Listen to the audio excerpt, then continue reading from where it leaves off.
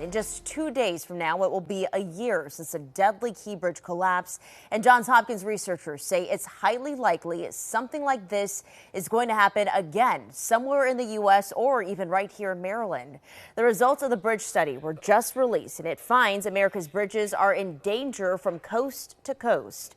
Johns Hopkins University researchers say bridges are much more prone to ship strikes than previously thought.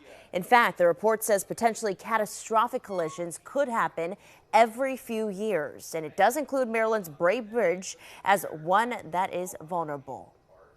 We want the collision probabilities themselves, the collision chances, to be on the order of centuries, not decades.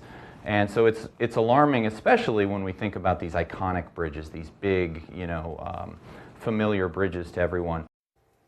Hopkins researchers hope their data-driven study will encourage bridge owners to take actions to prevent a catastrophe like the Key Bridge collapse.